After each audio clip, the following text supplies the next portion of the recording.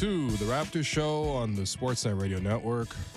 Reminder, we're streaming live on Sportsnet's YouTube channel and airing live on Sportsnet 360, Monday to Friday from 2 to 3 p.m.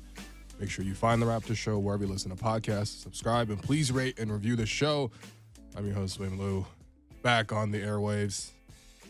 Well, technically, I was actually back yesterday, but I was calling in remote, finally over the non-COVID illness that had knocked me out for the past almost week, really, actually. It's, everyone I know right now basically is sick, which includes now Alex, by the way, who has Alex Wong, co-host, producer, has been really holding it down for the show.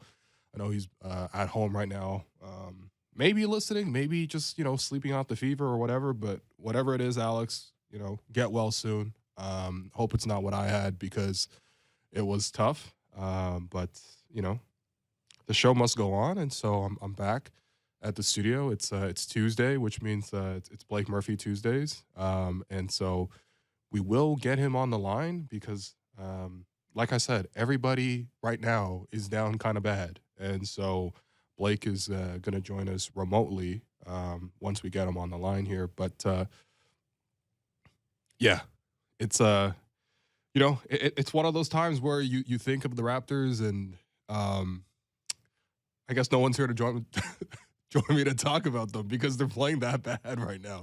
Losing streak hit 6. The Raptors lose to Philly last night. I got to say, it was a really hard-fought game. I much prefer seeing that version of the Raptors than whatever they showed against Golden State, which was not basketball. They were uncompetitive in that game.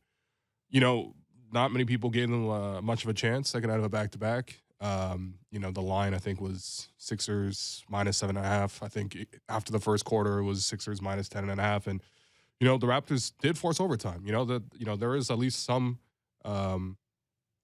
strength in, I think, looking at the positives, because when you look at the Raptors right now, it's just about finding any way possible to get out of this funk. You're losing 6 games in a row. You got to get out of it. And, at least yesterday you saw them play with the required level of defense, the required level of intensity on that front.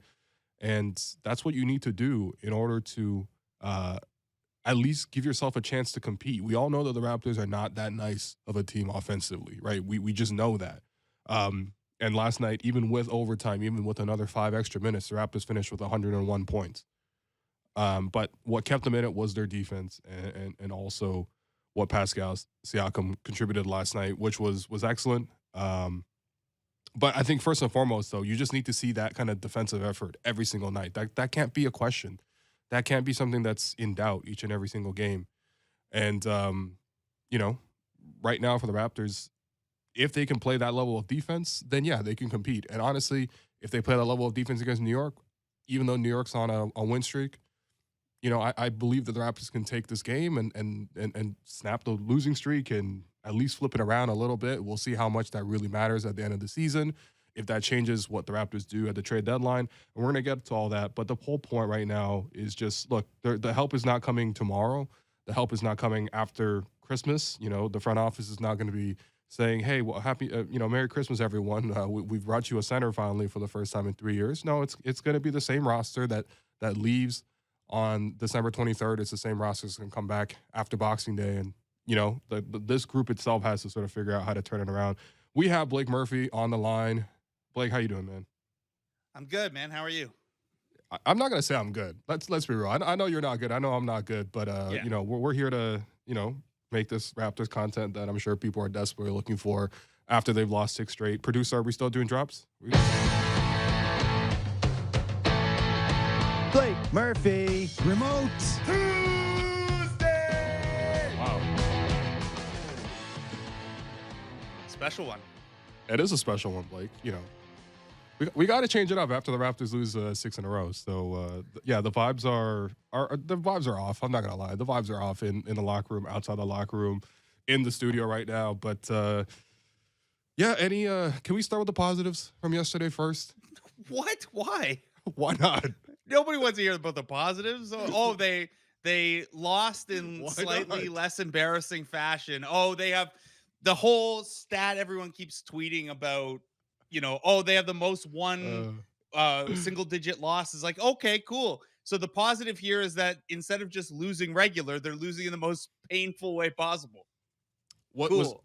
I mean, come on, Blake. They competed hard. They had a lead in the fourth quarter, and remember when Chris Boucher hit that three, and it was like, wow, the Raptors are really doing this. And then I think Yeah. the stat is that over the next 9 minutes of regulation and overtime, the Raptors had 5 points. Yeah. They had 5 points, and some of that was, there's good process in there. If you play 82 games and you keep giving Fred VanVleet and creating Fred VanVleet that many open 3-point looks, more of them will drop in. And if you want to be, if you want to take like the super optimistic view, those losses to Brooklyn and Philadelphia, if you play like that every game, you're going to win way more than you lose. Those were good games and good losses. The tough part is it's 6 in a row, and there has just been so much of, well, oh, they played well and it was this, or they played well and it was that. And that stuff is fine every so often. And you can kind of give yourself comfort with that, on a 2 or 3 game losing streak, or you drop some to good teams. But this is a pretty extended pattern at this time. Like they're 4-14, no, 4-11 over their last 15. That's pretty bad. And no matter the injury qualifiers or the, hey, 2 of the last 3 losses were better losses, quote unquote, I don't think you can really feel that good about that right now, because it keeps happening in one way or another. Oh, Blake, listen, I'm not telling anyone to feel good about this. There is nothing to feel good about with the Raptors. I was just trying to say, did they do some things more competitively yesterday? Which, I mean, of course you agree. Sure.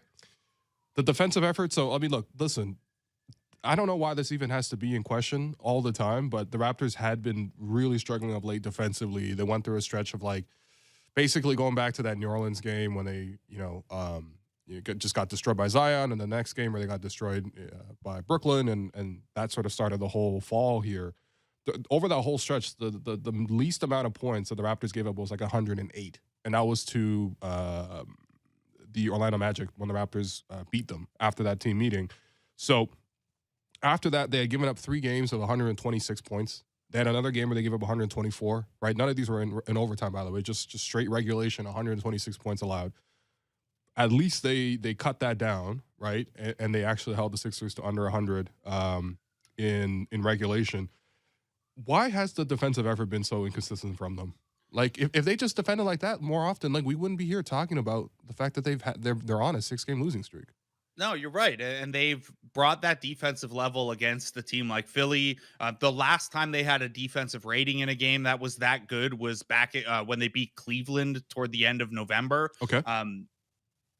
The absence of that stuff against teams like Orlando and Sacramento, or a shorthanded Golden State team, is pretty frustrating. Like if you looked at their game logs and you saw, well, they gave up a lot of points to Boston and Brooklyn, you'd be okay with that. You can find your way to understanding those things, especially with the absences the Raptors have had and stuff. But yeah, it's this inconsistency of, I guess, attention to detail or execution of the game plan that's come up over and over. And there was a stretch, earlier in the season, and they were surviving this where it was one really bad quarter, right? Like they give up 40 in the first quarter, and then they'd have to play from behind, but eventually they'd catch up and make it work.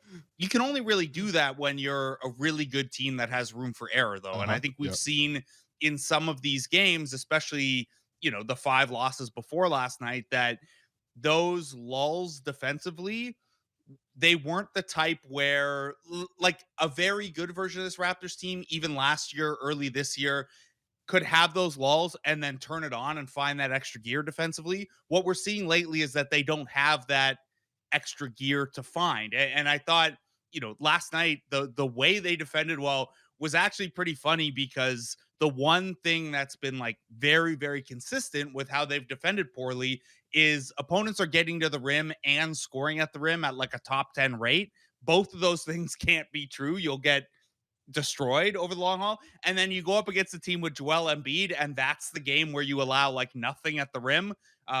Embiid was like kind of disengaged for a lot of that game, other than when he bowled people to get to the free throw line.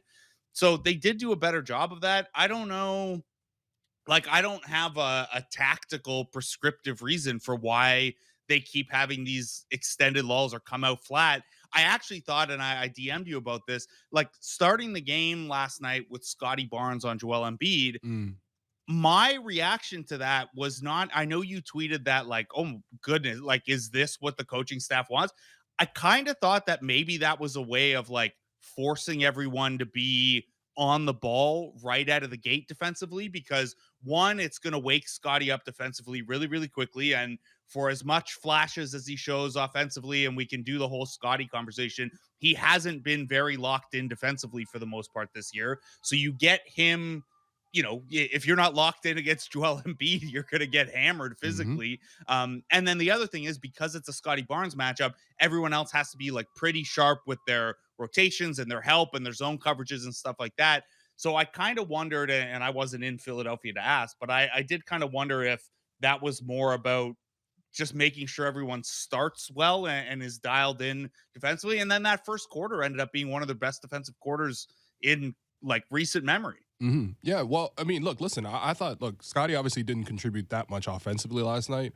Although he did have the Raptors' only basket in overtime, by the way. 5 whole minutes, the Raptors had 1 basket. Okay. But I thought Scotty's defense, especially in the fourth quarter and overtime, I thought it was really good. I think that was the pivotal part that sort of kept the Raptors in the game, because clearly it wasn't offense. Like, Pascal made his run. He was scoring. Chris Boucher tossing that one random 3, and it was like, okay, all right, so now we have a 7-point lead. How do we hold on to this 7-point lead for the next 5 minutes? And you know what? What the Raptors did was the main thing the Sixers wanted to do was play through Harden and then play through Embiid, right? Like in the pick and roll action there. And what they wanted to do was get Fred involved, right? And they were putting Fred on Melton away from the action. But, you had Scotty lining up and pressuring the ball against Harden at the end of the game, and then you had OG on Joel Embiid. Now, of course, you didn't want to put OG on Embiid the whole game because he literally just came back from injury, and you just don't need to, like, have him banging somebody who's, like, twice his, size for the whole match. Like, you're going to get in foul trouble, you're going to lose your energy, you're not going to have legs, all that kind of stuff. So, but late game, that's the action that they wanted, because they can then switch those pick and rolls, keep Harden from getting downhill, keep Embiid from, catching it on the move where he's basically unstoppable, and then sort of keeping essentially the defense or the offense in front of them, right? That was the whole idea of that action. And I thought Scotty did a really good job of not only guarding his matchup in terms of against Harden, against Embiid, but also at the same time, like when the Sixers brought those extra ball screens with Melton to try to switch Fred onto Harden and get Scotty out of the play, I thought Scotty outside the first possession where he kind of got caught did a really good job fighting over those screens, which is something he's been talking about a lot recently. And defensively, I thought I actually had no issues with it. It was more just offensively. Can you get something more out of OG, or I guess OG, too, but can you get something more out of Fred and Scotty? Because we're going to have the same conversation over and over again, but to me, it's like the biggest thing this year is who's going to be the number 2 behind Pascal. We know Pascal can be that number 1. We saw it again last night, but who is going to be that number 2? Like Fred and Scotty combined for 15 points on 24 shots. Yeah, that's just not enough. No, it's not. And I agree with you defensively. Like I said, I thought maybe that was a bit of a message or to try to get Scotty going early on. And he did get 2 quick fouls, so I don't know. Yeah. I don't know Yeah, if that's the right like play. they were slow to bring him back in the fourth. Like he didn't come back in the fourth until there were about 2 minutes left. It looked like maybe he was just going to be frozen out of the end game there. And then I think it was actually more that they couldn't get anything going offensively was the reason they brought him back in. But I'm with you. I thought they did a good job. I thought for how much they leaned on him in his first game back from injury, OG was awesome defensively. Yep. And then, you look at the points of time where the Sixers were able to get more going offensively. It wasn't even really the Raptors doing anything poorly. Like there was that one stretch where the Raptors countered Philly's zone by coming out of a timeout in a zone as well. They get a couple stops in a row. And then I think Embiid and Tobias Harris both hit pull-up mid-range jumpers. And it's like against this team with Harden and Embiid and all this secondary scoring, and sure, no Maxey last night, but like you said, keep the offense in front of you. If that's how they're going to beat you, well then shoot, that's how they're going to beat you. You just held the 76ers to 2 very difficult long 2s over the span of 4 or 5 possessions. You'll live with that. Offensively, Yeah, I mean, they shot 11 of 40 on threes again, right? Like that's down around 27%. Fred VanVleet comes off of 3 really good games overall and 2 really good games shooting the 3 and goes 2 for 11, misses, I don't know, 4 or 5 pretty wide open ones. That's the kind of thing that, like, again, back to my earlier point about how you can find your way to, oh, if this had been different or this had been different, or if you keep playing this way, things will be better. You can do that, but it's happened a lot this year, and it's hard to not come away from the way that game played out the final 9 minutes. Pretty frustrated, and not just frustrated with the results, but also that, Precious Achua and Otto Porter have been out a pretty good chunk of time here. Gary Trent, was playing such that he got moved to the bench for a little bit. Mm. Like when you have Siakam, Van Vliet, Anunoby, and Barnes on the floor together, whoever the fifth is, you should know where the offense is coming from at this point. And I thought last night, especially, I mean, more often than not lately, but last night especially was a pretty discouraging step backwards for the half court offense that had at least been passable. Like the Golden State, Brooklyn, and Sacramento losses, those were defensive losses. They Oh yeah, scored yeah, enough. yeah, I thought that last night was a bit of a step backwards in terms of the half court execution. yeah. Well, I mean, look. First off, complete credit to Pascal for what he did last night. I Mm-hmm. thought he really saw his team was really struggling. I think he likes this matchup.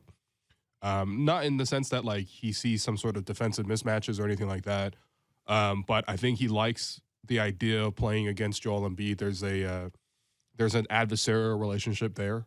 Um, I think that he's really gotten into it with PJ Tucker of late, and I think that sort of really spurred him on. PJ Tucker is a classic type of player where it's like, if you are an actual star player, you torch this guy, and if you can't torch him and he looks like he's playing great defense against you, you're probably not that level of star.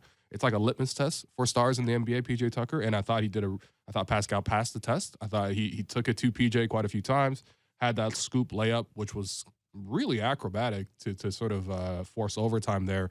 And I thought, Pascal also took that chance to switch onto Embiid at the end of regulation, force him to catch it really far out, and Mm-hmm. ultimately he couldn't get the shot to go Embiid. So I thought, look, there's nothing wrong with what Pascal did. Even in overtime, he was setting guys up for wide open threes. He found Scotty for one open three. Scotty decided to dribble against Embiid and then threw up a bad shot. He found Fred VanVleet wide open for a three. And those were the two backbreakers where the Raptors were tied at that point at 1-on-1. If Fred makes those 2 threes, you're suddenly up 6 in overtime. It really changes how that game is played. Instead, it's a huge let-off for Philly's defense. And it's another instance of Fred not delivering for the Raptors this season. But at the same time, when you look at the process of how this game went, I mean, you would think that the Raptors were running, the Luka offense. It's like Pascal every single time down. No one else touches the ball. No one else even looks to attack. No one else even looks to initiate. And, with all due respect to Pascal and how well he played last night, he's not a Luka type. That's not how the Raptors are built. That's not how they should be built. Someone else needs to be able to at least, obviously Pascal takes the lead, but guys got to be able to play off of them. And that's where I'm looking at Scotty and Fred and OG and obviously everyone else on the team, really. But I'm looking for those other guys to sort of follow up what he does. And of course, when Pascal sits, the rare moments that he sits, because he played 48 minutes last night, someone else has to carry the offense. And I thought that was another big letdown, was that second quarter when Pascal sat, the Raptors just completely like dropped in intensity. Yeah, I mean, you plus minus in a single game isn't always a great thing, but like Pascal and Fred were both positive plus minus last night, and the reason is there was that that stretch you mentioned at the start of the second where not only was Siakam off, but Fred was off as well, and those were the minutes with no Embiid, no Harden. That was your opportunity to really take advantage of that, and Philadelphia won the no Embiid, no Harden minutes significantly. And I know what the thinking was, and it was probably that the Raptors don't really have a chance of winning minutes against Harden and Embiid with only one of Siakam or Van Vliet on. So you try to just like survive those minutes, but missed opportunity there. In terms of the kind of to use the buzzy nerd term, the heliocentric offense kind of thing Love around it. Pascal Siakam, where everything kind of flows from him. I think that he is a good enough passer to try to do that a little bit more. I thought the Raptors at least tried some interesting stuff. Like in addition to the plays you just outlined, there was also one where him and Scotty kind of struggled to set the initial screen and they had to rescreen a couple times. But once they got that, Siakam found Barnes and Barnes found Fred for a wide open three that he missed. That was another really good process. But again, to my point earlier, like you should know better at this point how to play around that main four, or they should know better how to play together. So that's a little tough. Luka also has the benefit of, in Dwight Powell, he has one of the best screen setters in the league, and Maxi Kleber is a pretty good pick and pop guy as well. And then he has 3-point shooters around him too, where like Hardaway's passable, Spencer Dinwiddie's really good, Christian Wood is shooting almost 40%, Kleber's good. They have Davis when he plays. He's got a lot of guys around him, and of course the Raptors just can't hit anything right now. So even if you wanted to lean into, like, if you looked at last night and we're like, look, Pascal could get 38 and 6 assists against really good teams, let's do that more often, you'd have to find a way to get more shooting around that, because not only is that super depressing when his teammates shoot 8 of 32 on threes around him last night, so 25% non-Siakam threes, but also like teams were not the 76ers last night was the most extreme example, but we're going to see it more until the Raptors start knocking down some shots with regularity. Like, that was the first time I can remember really Fred VanVleet being treated like a non-shooter by a defense. And we've seen them. This was the story of the last 2 years too, progressively more zone against the Raptors, and they can't really figure it out. So I don't think you can go like that with Siakam too often, just because the environment around him isn't suitable to it. That's not to take anything away from him. It's just like where we started in this conversation. You've got to get more secondary stuff. And I think it's more than just, well, if Fred hits a couple of those shots. I think they should have a better idea of how to play around Siakam when he's this good at this point. Yeah, no, I agree. And normally you would say that Fred has a really good sense of how to play with Pascal. But again, like, you could have all the great senses. Like, I thought he got into good open shots for threes. I like the process, but I mean, there's no more liking the process. You need to deliver on the results, right? We're through like a third of the season now. The shooting percentages are what they are. They're just genuinely one of the worst percentages in the league for a guy who shoots 15 shots or more per game.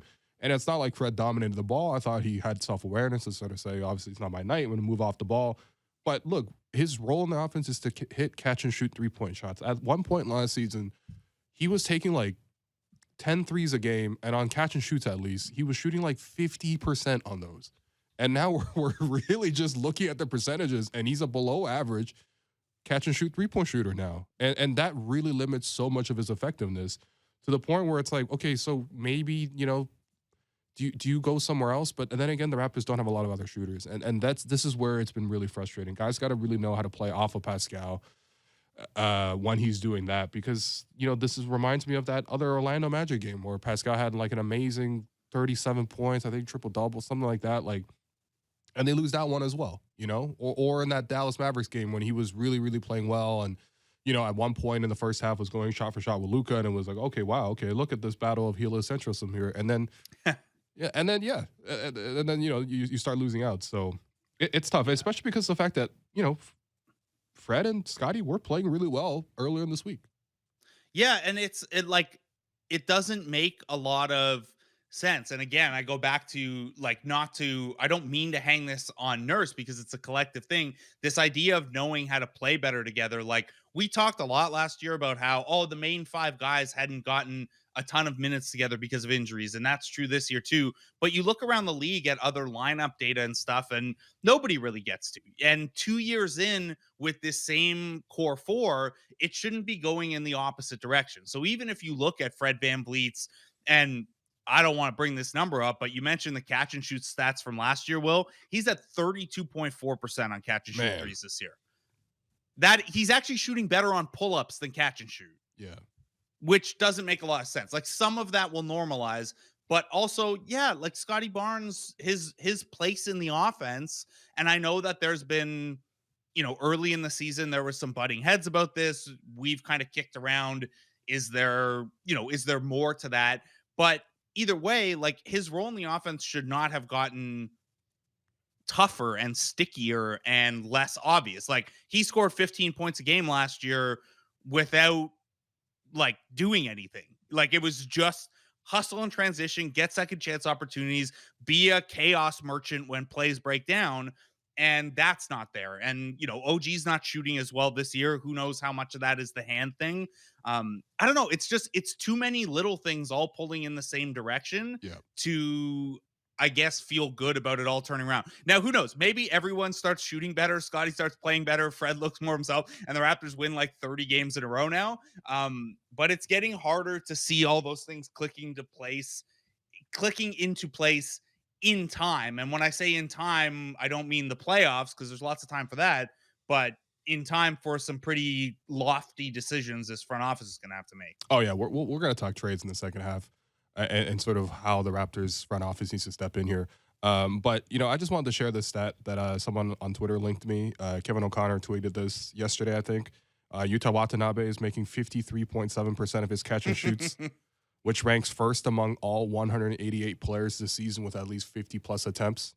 53.7%, which I think was what Fred was at last year. But, yeah, I mean, this is just such a long way from what the Raptors can be. And it's a shame because, again, they gave themselves a chance defensively last night.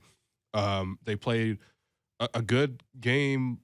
You know, their veterans stepped in for you. You know, Kem Birch brought some physicality. Thad Young brought, you know, what Thad Young does. And Wancho cut behind the defense a couple of times. And it's just like guys are sort of doing as much as they can possibly do. I think maybe Malachi could have given you a little bit more, especially considering how well he's been playing of late.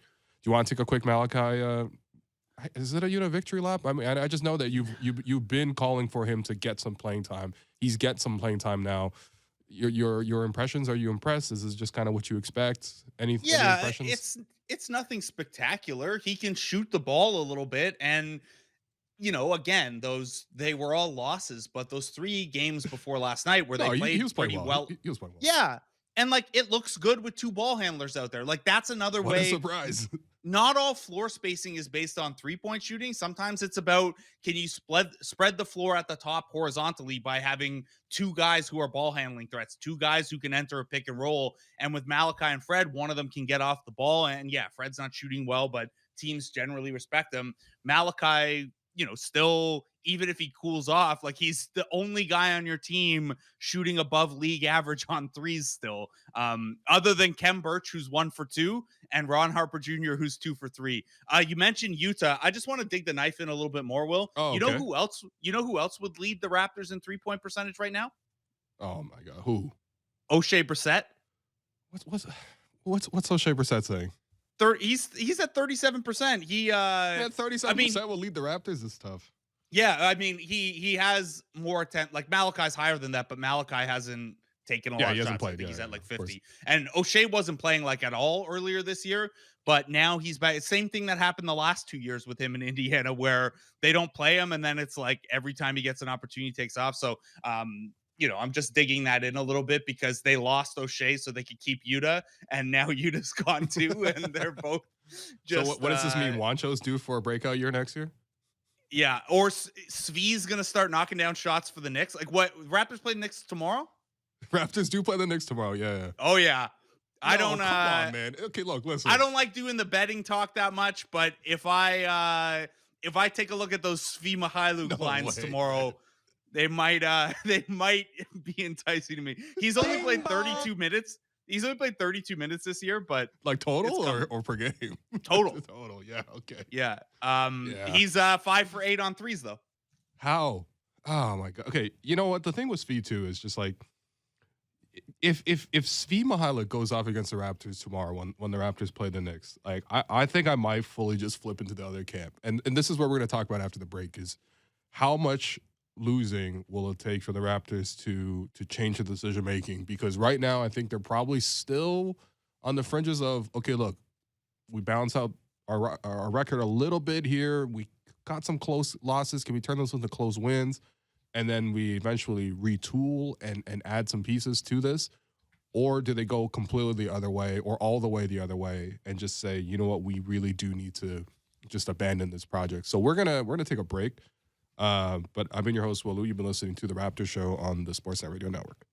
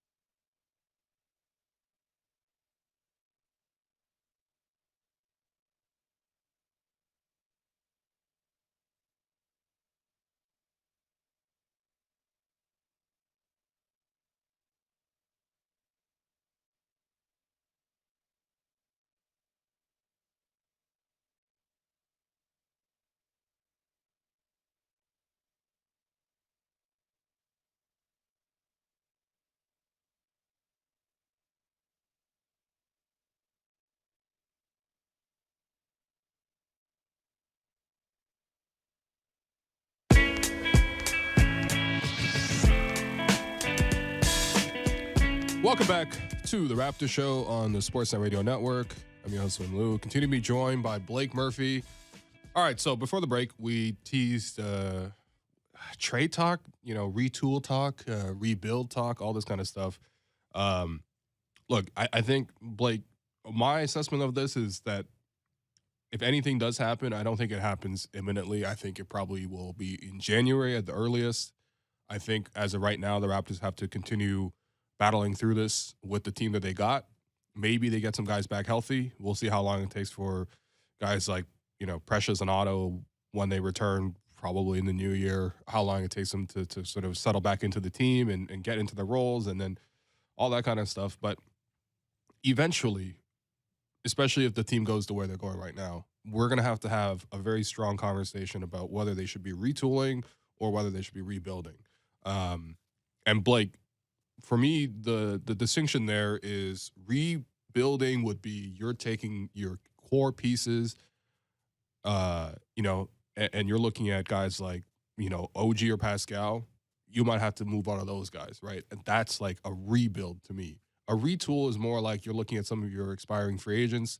If you're talking about Fred, if you're talking about Gary, if you're talking about some of the other bench pieces, and you move those guys in addition to some picks for more help around Pascal, around OG, around Scotty. By the way, I don't think in any of these scenarios Scotty moves. It's just, look, if they weren't moving him for KD in the offseason, he's not getting moved. Okay, so, yeah. Man, do those discussions look a little different right now? Oh, with come KD, on. like on the MVP ballots and Scotty having a bit of a sophomore step back. Are you saying they should have done it? Is that what you're saying? I mean, I had to tiptoe around it all offseason when people were asking. I was like, of course you trade the rookie of the year for Kevin Durant. It's it's Kevin Durant, but who knows how those conversations went or what was actually on the table. The harder part was honestly that, well, we know Scotty wasn't on the table. No, and even if he was, the hardest part of that would have been, okay, how do you make up the other 30 million exactly in salary matching? At that time, I think it would have been at least like two of Gary, Fred, and OG. Yes. And then who knows, extra picks or whatever. But you'd assume if you're giving them the rookie of the year, you're not giving them like 4 or 5 extra picks after that. No, but they didn't do it. So here we are. Buddy, if I was Bobby Webster, I wouldn't sleep at night, man. There's no way. There's no way. I'm already watching Brooklyn beat me 4 times already. And you're like, damn, at minimum, those would have been 4 wins there. Yeah. And you'd also have Kevin Durant, who's averaging 30 points a game, like without blinking. You think we still have our daily 5-minute droughts? I think actually last night there might have been 2 5-minute droughts. You think there'll still be those night to night 5-minute droughts with KD?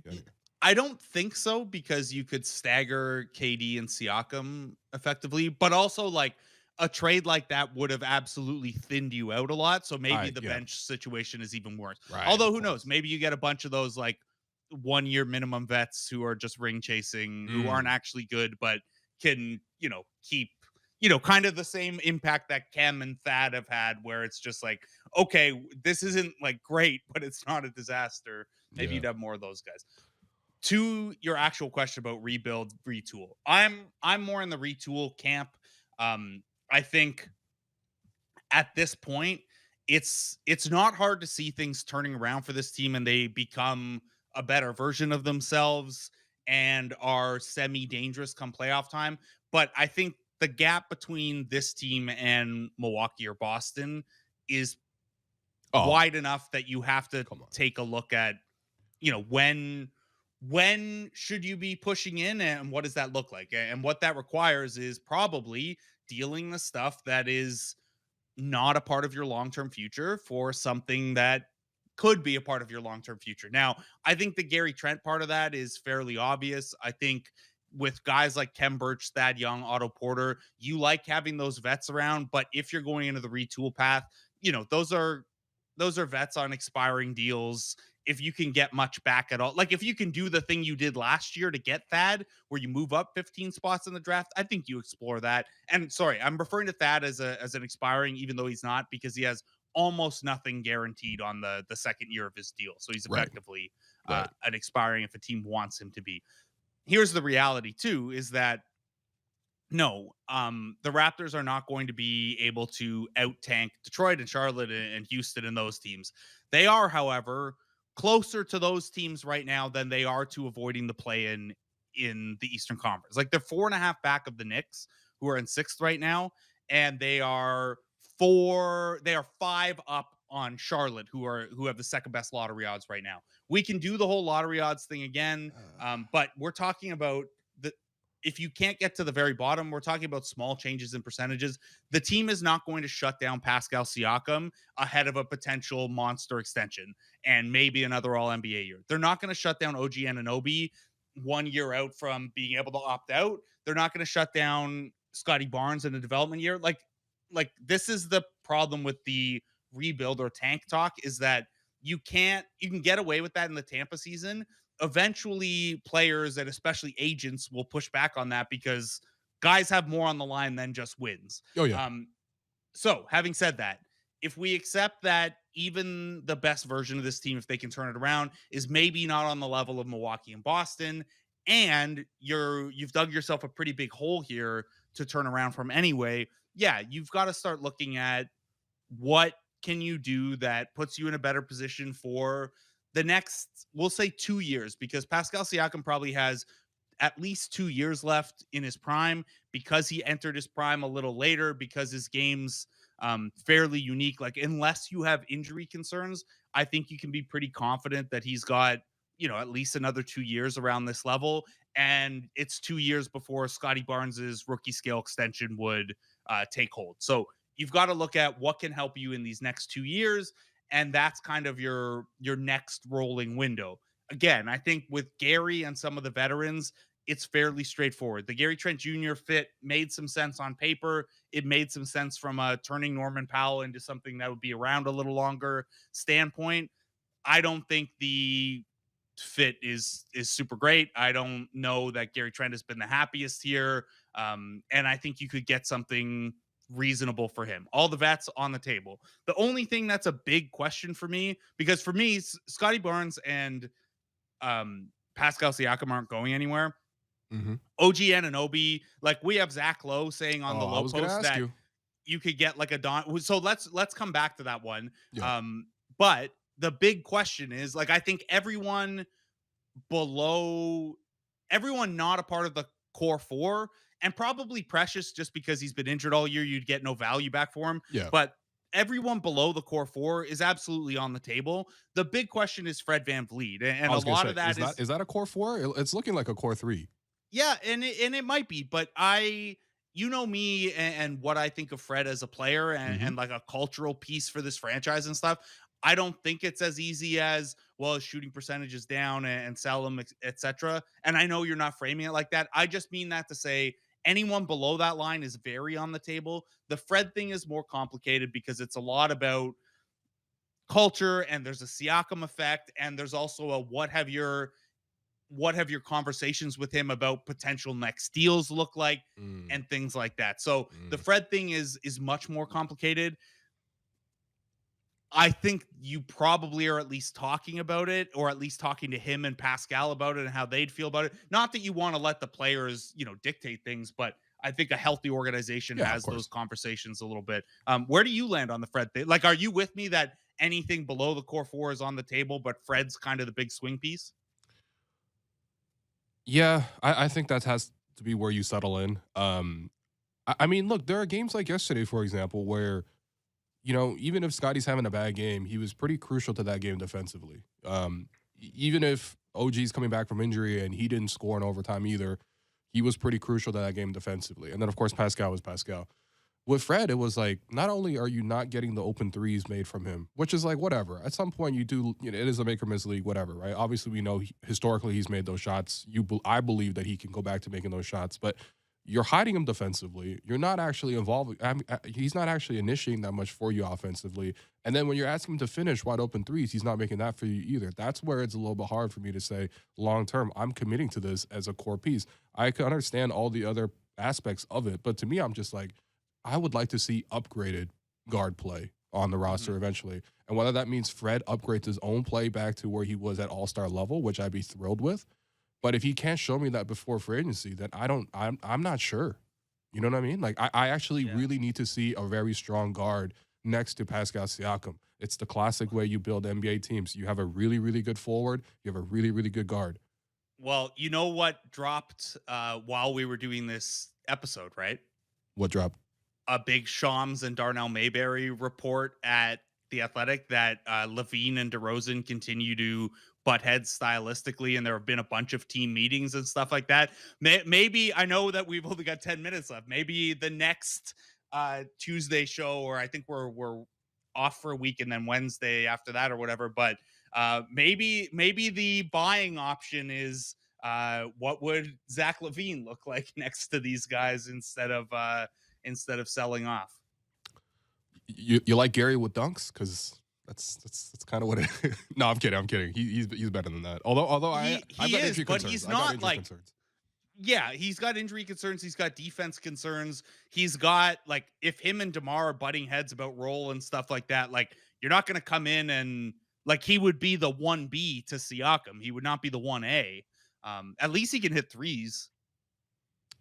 Yeah, this is a tough combo. I really don't like this. Yeah, because, again, I know. Sorry, I shouldn't have done this. I just saw, like, Bulls Twitter's melting down about it. So, well, I mean, they're the other team in the East that's, like, truly down bad. Like, and I think they're pretty clear that they're gonna try to, take this thing apart. So yeah, so this is another, like, more philosophical question, I guess, for you, but, like, in terms of what you could get back for these guys. Yeah. And again, the Fred thing is a tough conversation, but let's say everything's on the table because the front office is unhappy with where they're at, and when you're in this middle tier, everything has to be on the table. There are probably at most 9 teams, maybe 10 if Indiana keeps falling off. I think they'd like to make the play-in, given that market has never really accepted rebuilding. But 9 young or 10 pieces, they're good. Yeah, 9 or 10 teams that are probably going to sell. Maybe the Bulls don't, whatever. 8 to 10 teams. That means that 20 teams are theoretically buyers.